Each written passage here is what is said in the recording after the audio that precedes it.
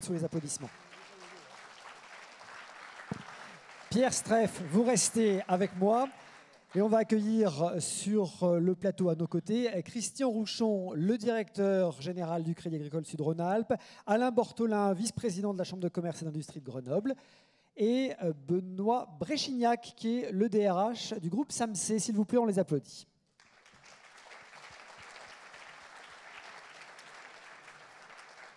Christian Rouchon, directeur général depuis 12 ans ici au Crédit Agricole Sud-Rhône-Alpes. Alain Bortolin, vice-président de la CCI, je le disais, président de la commission finance au niveau régional pour les chambres de commerce et d'industrie et ancien directeur du site de Schneider Electric ici à Grenoble. Pierre Streff, le président du MEDEF, président du groupe Streff. 30 ans, c'est ça, le groupe Streff? Je parle du groupe, hein.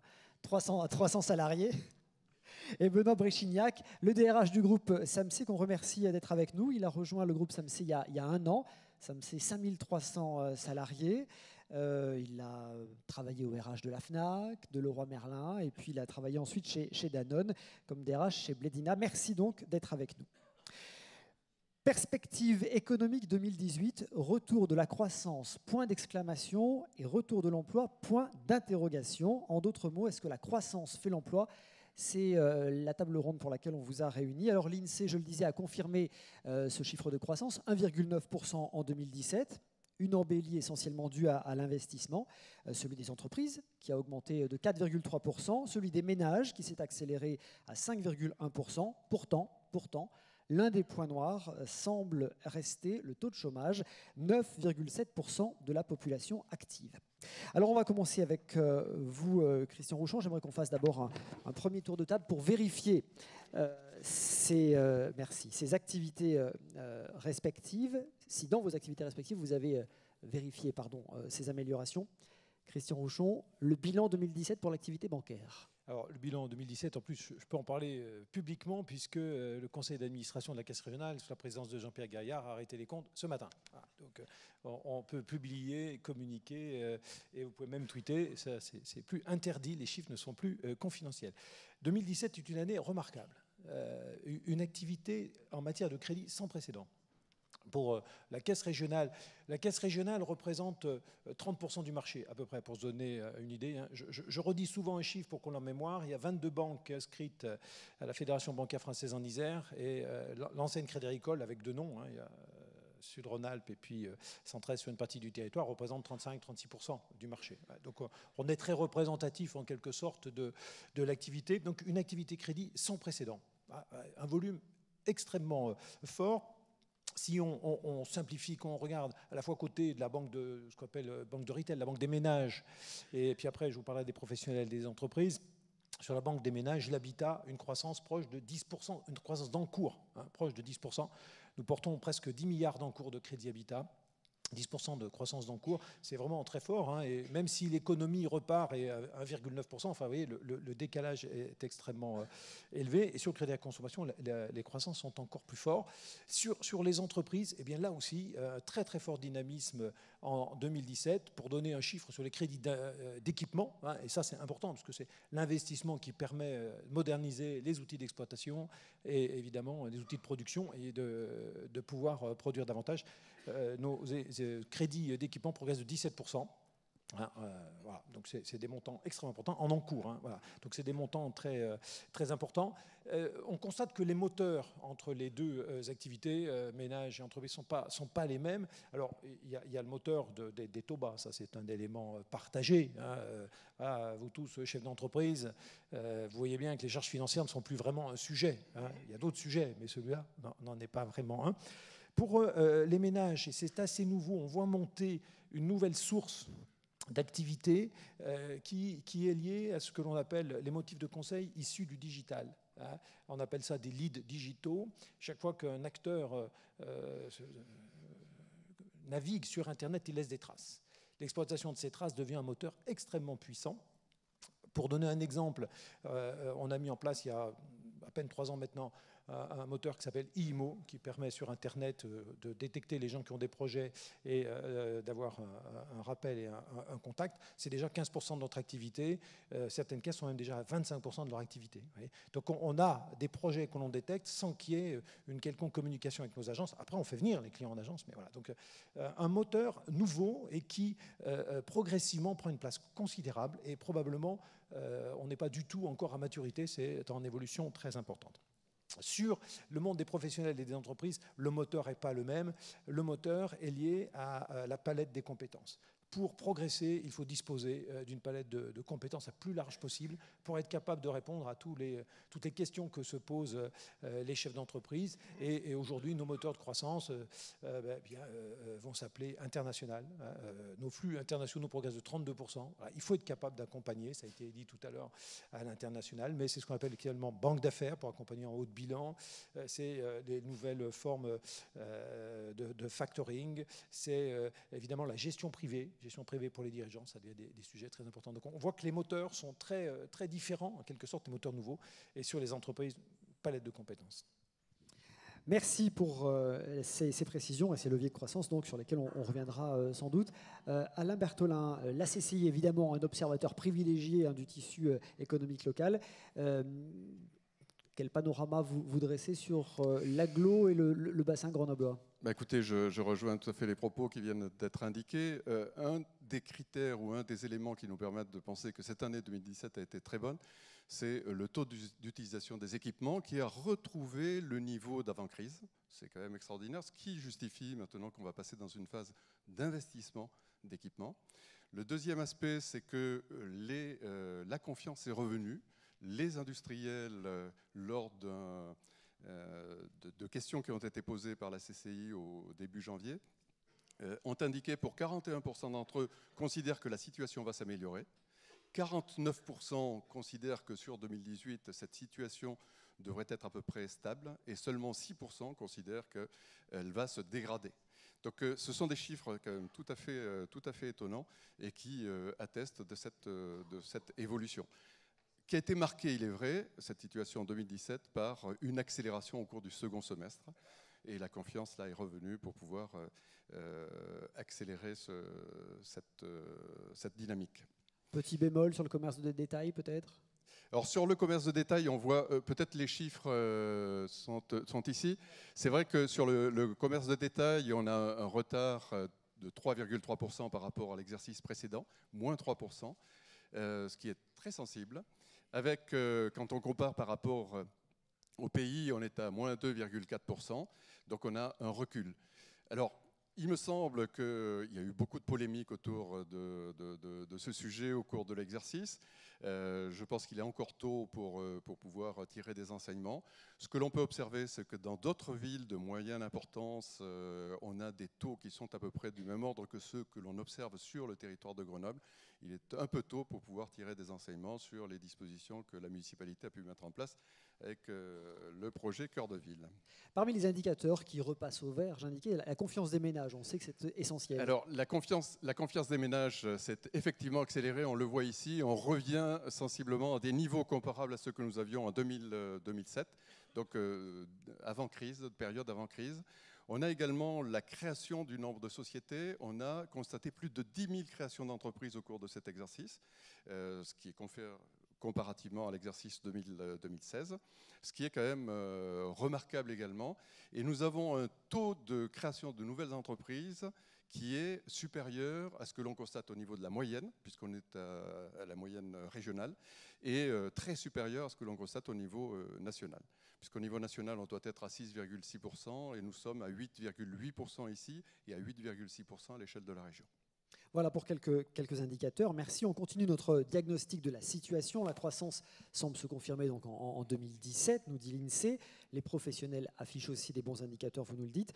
Exemple précisément, Pierre Streff, dans le secteur que vous connaissez bien, celui qui, dit-on, porte l'économie, le BTP. Quand le bâtiment va, tout va. Hein. C'est ce qu'on dit. Voilà. Alors le bâtiment va mieux, va beaucoup mieux. Bon, alors, comme on dit souvent, on était vraiment au fond du trou. Donc, ça ne pouvait pas être pire. Ça ne pouvait pas être pire. Donc ça remonte effectivement, vous avez les chiffres qui s'affichent. Comme je le disais tout à l'heure, donc l'activité va mieux. on va être confronté à un problème de hausse des prix. Hausse des prix parce que les entreprises chiffraient effectivement les appels d'offres vraiment très bas. Et ensuite, on a reçu beaucoup de hausses au niveau notamment les aciers, le cuivre, etc. Donc, toutes les matières premières vont augmenter. Donc, forcément, les entreprises vont augmenter leurs prix, vont, on l'espère, pour les banquiers aussi, augmenter les marges pour que les entreprises du BTP puissent sortir des bilans quand même assez honorables, parce que c'est vrai que ce n'était pas tellement le cas. Et ensuite, donc, tout ça va faire que les prix vont être plus élevés. Et c'est vrai que pour les promoteurs qui lancent des opérations, on en parlait encore hier avec la Fédération des promoteurs de l'Isère, aujourd'hui il y a des prix de foncier, il y a des prix de construction au logement. Si les prix augmentent, il va y avoir à un moment donné mécaniquement un problème. Donc voilà, ça va être compliqué. Je ne sais pas combien de temps ça va mettre pour qu'on puisse retrouver des niveaux normaux, mais ça va être compliqué. Voilà. À surveiller, donc effectivement, c'est une chose importante à vérifier. Benoît Bréchignac, le marché des matériaux de construction, un peu par corrélation d'ailleurs, est un indicateur aussi important en matière économique. Est-ce que les indicateurs signent une reprise? Bonsoir, oui. Alors effectivement, à la SAMC, on a le sourire en 2017, puisque le groupe fait un chiffre d'affaires en progression de 9,7%.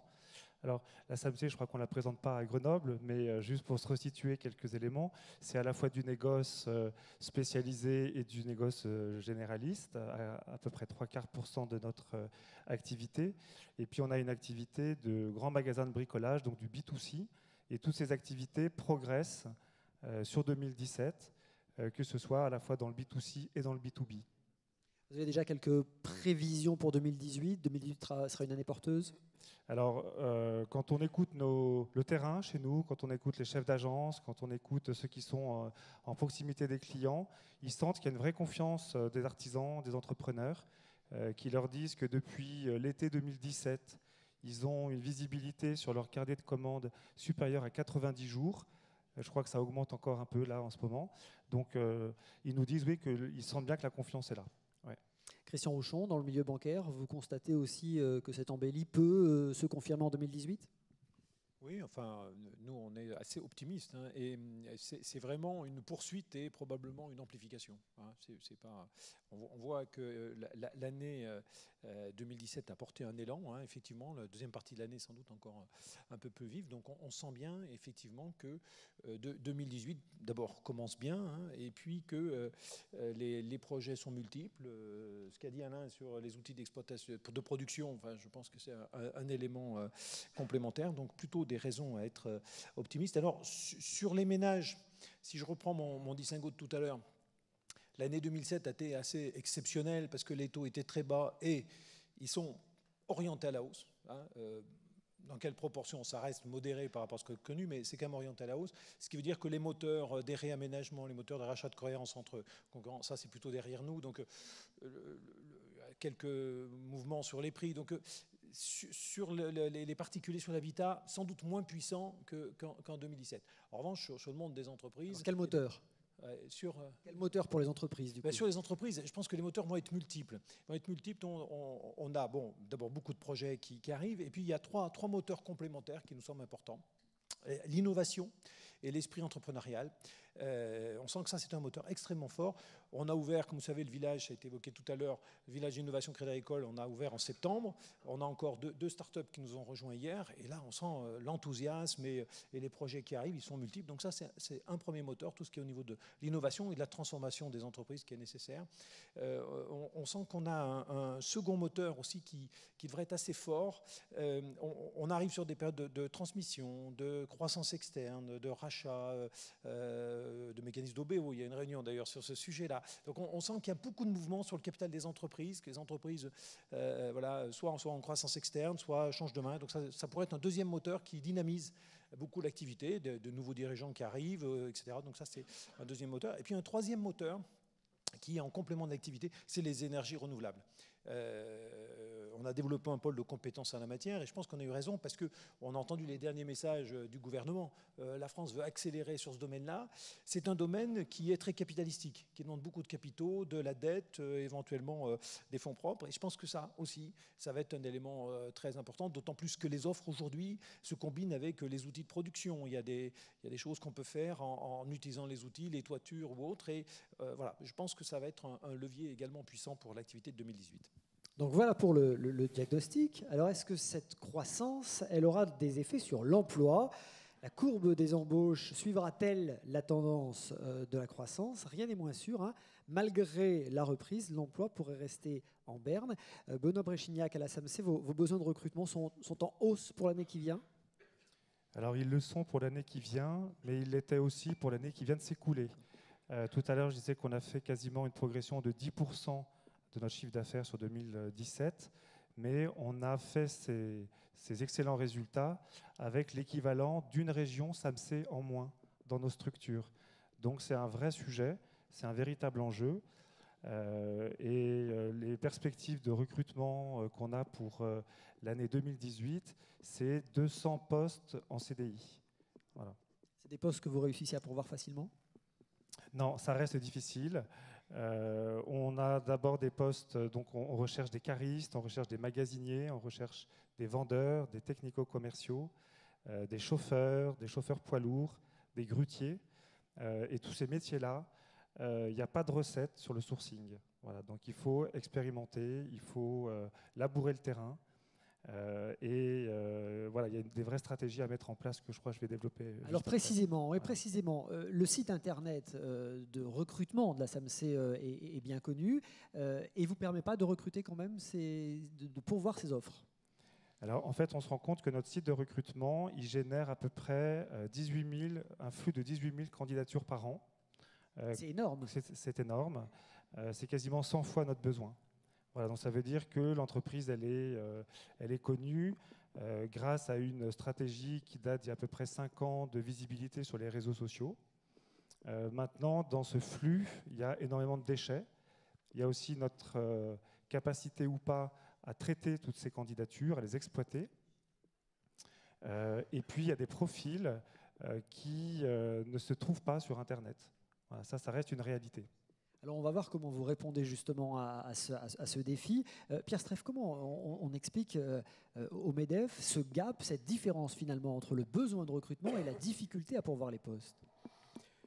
Alors, tout d'abord, il ne se passe pas une réunion, hein, puisqu'on on organise au niveau du MEDEF, ISER, des petits déjeuners. Et le sujet numéro 1, quand on fait le tour de table de tous les chefs d'entreprise, c'est le recrutement. Ils ne trouvent pas de collaborateurs, tout secteur d'activité confondu. Pour celui qui est du BTP, que je connais bien, on a un problème qui a été malheureusement ces dernières années, c'est la main-d'œuvre délocalisée. Beaucoup d'entreprises étrangères se sont organisées pour fournir en France des travailleurs détachés en toute légalité. Hein, donc on paye une facture comme une facture d'intérim avec des gens qui viennent, donc des Polonais ou autres, etc. Donc du coup, ça n'a pas arrangé les choses au niveau du recrutement, donc parce que les entreprises continuent, parce que même si la reprise est là, on ne sait pas si elle va perdurer, on espère du moins que l'activité va continuer à être bonne dans les années qui viennent. Mais si le chef d'entreprise aujourd'hui, il a un bon carnet de commandes, il se dit, bon, si demain, dans 1 an ou 2, j'ai plus de boulot, finalement, je préfère prendre cette main-d'œuvre-là que je pourrais libérer plus facilement que des emplois. Donc ça, c'est un problème. En ce qui concerne plutôt l'encadrement, c'est très difficile. Moi, je vois dans mon entreprise, je recherche des chargés d'affaires, des ingénieurs. On a un mal fou à les trouver. Ça, c'est la qualification alors. La qualification, effectivement, il faut vraiment qu'on espère beaucoup donc, sur l'apprentissage. On sait qu'aujourd'hui, nos instances nationales travaillent, notamment la FFB travaille beaucoup sur l'apprentissage avec les ministres là, qui ont été mis en place. On espère qu'on va aboutir sur des choses qui vont permettre aux jeunes de venir s'intéresser à nos métiers. Christian Rouchon, dans le milieu bancaire, c'est pareil, on a du mal à recruter ? Sur certains profils et dans certaines zones, oui. Alors, la réponse est finalement, je trouve intéressant, la réponse de SAMC, hein, c'est-à-dire qu'il faut multiplier le sourcing, il faut multiplier les réseaux sociaux en son temps, il faut multiplier les canaux. On a recruté 152 personnes, je crois, de mémoire. On y est arrivé, mais ça demande beaucoup d'efforts. Et c'est vrai que le métier des RH, c'est devenu un métier où il faut avoir beaucoup de dynamisme sur ce point, beaucoup d'imagination, parce que c'est plus difficile qu'avant. Alors, en revanche, pour les hauts potentiels, ben là, ça se paye plus cher, et de plus en plus cher. Voilà. Donc, il faut proposer des choses. Mais on s'aperçoit que même sur ces hauts potentiels, il n'y a pas que l'argent. Et là, je vais adresser au monde politique. L'image d'un territoire, les Alpes, c'est un atout considérable. Il y a une recherche et donc il faut vanter ces territoires. Il y a une démarche marketing qui est lancée sur le territoire. Je trouve que c'est une bonne idée. Moi, j'aime bien la marque Grenoble Capitale des Alpes. C'est extrêmement vendeur. Voilà. Parler de pollution, c'est une catastrophe. Voilà. Donc il faut entretenir l'image de Grenoble. Non, mais c'est comme ça. Il faut entretenir l'image de Grenoble qui est magnifique. Hein. Voilà. Et ça, on n'imagine pas à quel point les jeunes sont sensibles à ça. Voilà. Donc ils aiment l'argent. Hein. Et puis il faut espérer, parce que c'est un moteur, l'argent, comme un autre. Hein. Un bon serviteur, un mauvais maître. Mais c'est important. Mais voilà, l'image du territoire, c'est fondamental. L'image du territoire. Et l'autre point, et là aussi, effectivement, l'ensemble des éléments de communication. Hein. Alors évidemment, tout ce qui est plateforme multimodale, ça c'est essentiel. Et puis l'élément aussi fondamental, c'est les plateformes de communication en matière digitale, le haut débit. Ça, il faut que ce truc-là soit partout. Ça c'est aussi, enfin, les jeunes quand ils viennent quelque part. Dans la salle d'attente, déjà, ils sont déjà en train de se connecter, à vérifier est-ce qu'il y a une borne Wi-Fi, est-ce qu'il y a du haut débit. Voilà, tout ça. Ben oui, une salle de gym, en faisant, voilà, c'est partout. Voilà. Et donc, c'est des éléments nouveaux et qui ont un équivalent monétaire. Voilà. Donc, je crois que ça, c'est très important.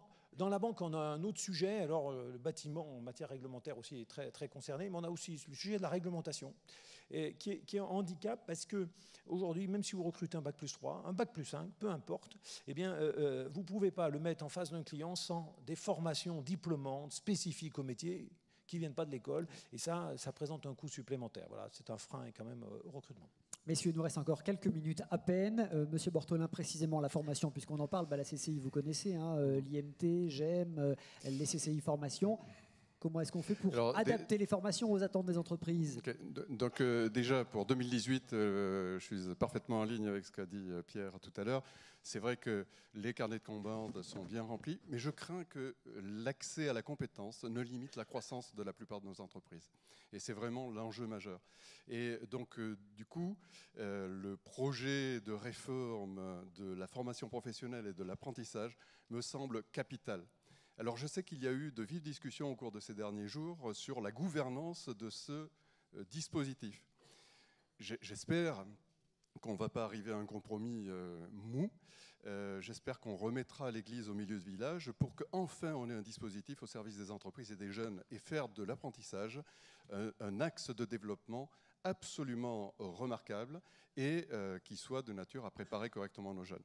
En ce qui concerne la CCI, avec les deux dispositifs dont je vais parler, que sont GEM et l'IMT, nous aussi, nous sommes confrontés, ils sont confrontés à des transformations tout aussi importantes apportées par les technologies nouvelles. Et donc, du coup, il y a à la fois nous transformer en tant qu'organisme de formation, mais aussi se rapprocher des entreprises et essayer d'anticiper les compétences dont auront besoin les entreprises demain. Aussi, pour ce faire, il y a une initiative qui s'appelle la boutique intelligente ou Shop Connecté, qui est un projet tout à fait intéressant et qui permet de remettre les jeunes au cœur d'une expérience client unique et qui permet à ces jeunes de se former sur les métiers futurs, mais aussi aux chercheurs et enseignants d'utiliser ce projet comme étant un terrain d'expérimentation des évolutions technologiques qui vont impacter les compétences de ces jeunes. Le deuxième sujet, c'est sur l'IMT. Il y a un projet initial qui a été conduit avec les entreprises locales et qui avait pour objectif les objectifs suivants. Le premier, c'était d'améliorer sensiblement la consommation énergétique du bâtiment. Et on a créé pour ce faire un réseau que l'on appelle un microgrid. et qui sera à la fois de nature à optimiser la consommation énergétique de ce bâtiment, en le dotant de capacités énergétiques renouvelables, mais aussi se servir de cet instrument pour être un instrument destiné à la formation et sur lequel on va pouvoir former les futurs métiers qui seront nécessaires pour servir la transition énergétique. Donc je crois que c'est des projets, et les écoles, elles aussi, sont en train d'investir de façon massive, d'innover aussi de façon massive, parce que, pour revenir à la Shop Connectée, on parle du marketing sensoriel, on va sur la réalité augmentée, on se met véritablement au cœur de cette nouvelle boutique pour anticiper ce que sera le commerce, le nouveau commerce demain. Juste pour terminer sur l'apprentissage, ça me tient à cœur. En un mot, allez. Ça me tient à cœur vraiment sur l'apprentissage. Je pense que globalement, on invite les entreprises françaises à progresser de façon significative sur la montée en gamme. Je ne vois pas comment on peut continuer à monter en gamme ou monter en gamme si on n'a pas les compétences qui vont bien au sein des entreprises pour pouvoir le faire. D'autre part, sur l'international, on a parlé de l'international. Juste un tout petit peu, 3,9%, c'est le taux de croissance mondial, c'est 1,9%, c'est-à-dire c'est la moitié de ce que nous avons en France. L'international est aussi, de mon point de vue, un enjeu majeur pour les entreprises pour pouvoir à la fois les saisir des opportunités de croissance à l'international et surtout se confronter à la compétition internationale pour pouvoir être renforcés et faire cette montée en gamme dont on a besoin. Merci d'avoir été succinct. Une dernière question quand même à Benoît Bréchignac. Je ne voudrais pas vous laisser partir. On a vu le défi en matière de recrutement pour SAMSE. Du coup, quels outils vous mettez en place pour pouvoir ces 200 postes cette année ? Alors juste pour compléter ce que j'ai dit tout à l'heure, dans nos besoins, on a à la fois des besoins sur des métiers qui seront assez conservateurs, assez traditionnels, et puis on a aussi des enjeux à préparer notre avenir, et dans les fonctions support notamment, on a énormément besoin de compétences en webmastering, en digital, en ingénierie. Donc on a en fait l'ensemble des profils sur lesquels il faut qu'on puisse agir. Alors justement, pour répondre à ça, on s'est mis un peu en cellule de crise en se disant, voilà, il y a à la fois du sourcing externe et il y a du sourcing interne. Et sur la partie donc, de sourcing externe, on va continuer notre présence et notre visibilité sur les réseaux sociaux, mais on va peut-être aussi mieux cibler, parce que je pense que si on veut avoir du résultat, il faut qu'on puisse capter exactement là où on cherche les bons candidats dont on a besoin. Donc les job boards, les forums emploi aussi, on sera présent toute cette année sur ces événements. Un enjeu aussi important qui est de mobiliser nos managers sur toute la veille digitale sur le recrutement. On a aussi le projet sur l'année qui vient de refondre complètement notre site en le reconstruisant avec une ergonomie qui part de l'utilisateur et pas de notre organisation. Donc on imagine même le co-construire avec des gens qui s'en sont servis. On a aussi un enjeu à développer des partenariats avec un écosystème externe à l'entreprise, d'associations qui font de la réinsertion, qui font de l'éducation de jeunes, ou des startups qui peuvent aller aussi drainer par influence des profils dont on a besoin. Benoît, un mot parce qu'on parlait de formation. Là. Vous développez aussi vos propres formations certifiantes, c'est ça ? Alors ça, c'est une réponse aussi à la fois sur la compétence dont on a besoin et aussi sur l'attractivité.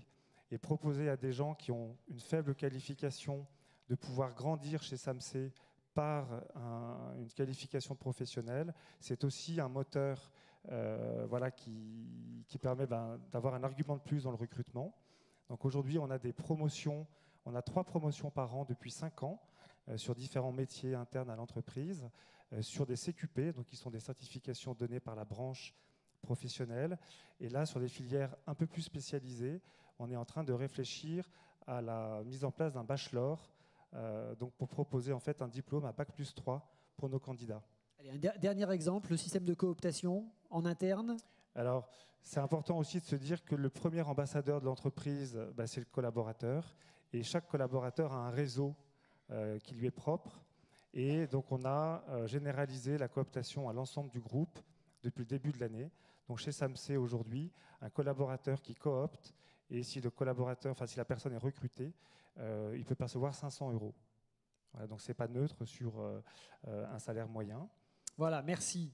Encore un mot pour conclure. Je voulais juste te dire qu'on avait aussi mis des moyens, c'est-à-dire qu'on avait créé 2 postes dédiés au recrutement, un en centrale au niveau du siège et un en local qui sera en région pour pouvoir aussi aller chercher du candidat là où il est, de manière plus physique cette fois-ci.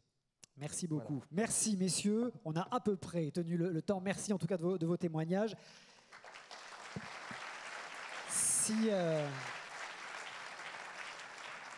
Si la croissance se confirme, tous les paris ne sont pas gagnés. On voit bien que le défi de l'emploi reste entier, directement corrélé à la bonne santé des entreprises, on l'a compris, mais pas uniquement aussi.